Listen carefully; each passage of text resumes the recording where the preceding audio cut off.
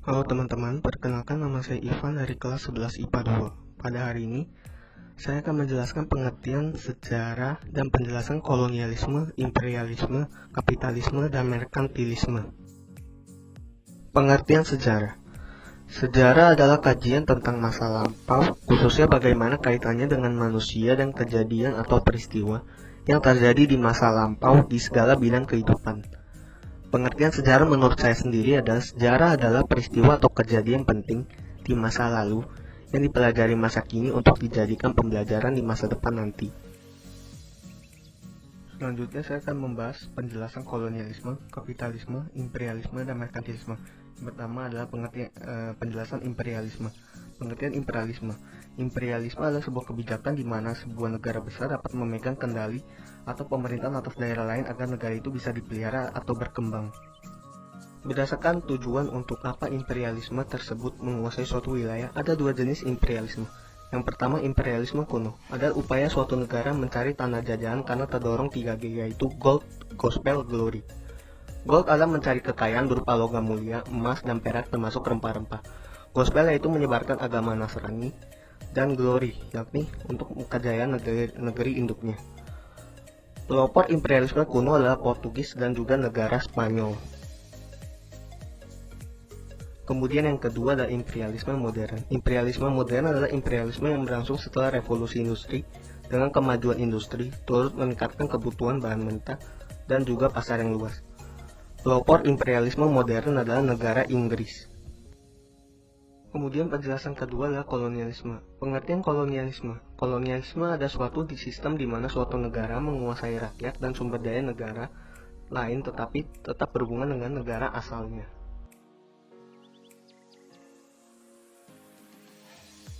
Kemudian, ciri-ciri kolonialisme. Yang pertama, mengeksploitasi segala sumber daya alam negara yang dijajah. Yang kedua, kejam terhadap bangsa yang dijajah. Yang ketiga, menjadikan negara atau wilayah yang dijajah sebagai sumber pembentuk kekuatan. Yang keempat, membuang narapidana dari negara yang dijajah ke negara lain. Kemudian jenis-jenis kolonialisme. 1. Koloni eksploitasi adalah penguasaan suatu daerah atau wilayah untuk diambil semua tenaga penduduknya secara kerja paksa atau kerja rodi dan dikuras kekayaan alamnya untuk keperluan negara yang melakukan koloni.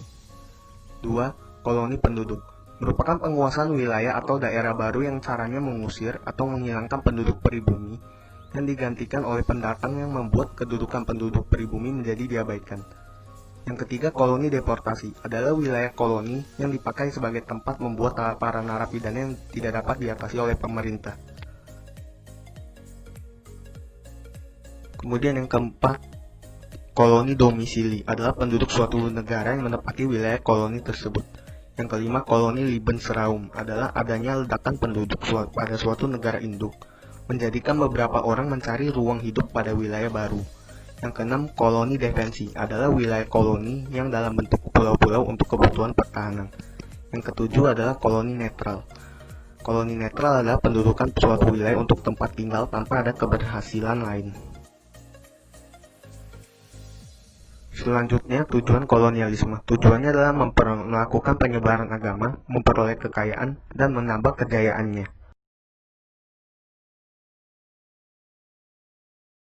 Perbedaan dan persamaan kolonialisme dan imperialisme. Perbedaan, kolonialisme bertujuan untuk menguras habis sumber daya alam dari negara yang bersangkutan untuk diangkut ke negara induk. Sedangkan imperialisme bertujuan untuk menanamkan pengaruh pada semua bidang kehidupan negara yang bersangkutan. Persamaan kolonialisme dan imperialisme adalah akan membuat negara penjajah menjadi makmur, sementara yang dijajah akan semakin menderita.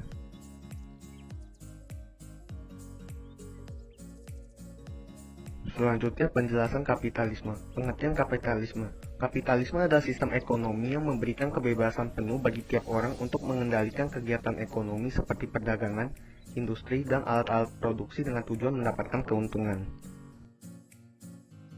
Kemudian ciri-ciri kapitalisme. Yang pertama, pengakuan atas hak pribadi masing-masing individu. Yang kedua, pemilikan alat-alat produksi oleh individu.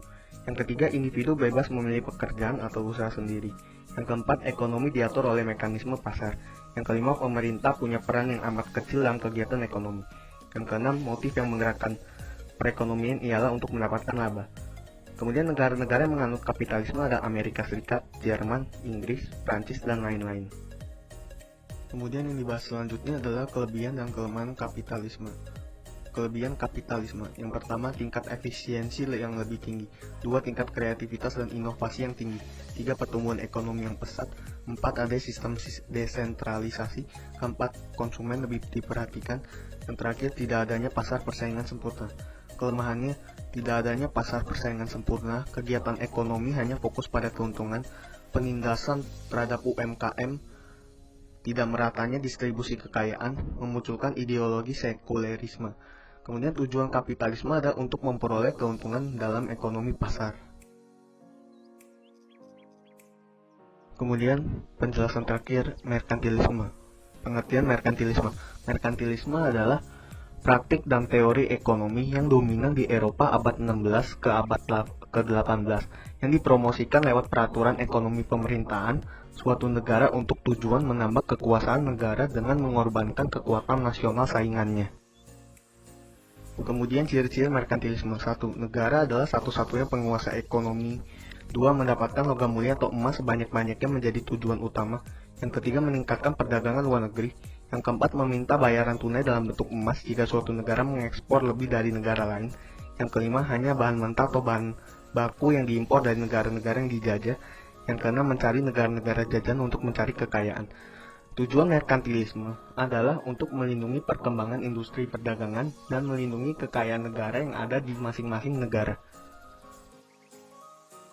Sekian presentasi dari saya tentang pengertian sejarah dan penjelasan kolonialisme, kapitalisme, imperialisme, dan merkantilisme. Terima kasih telah mendengarkan presentasi saya.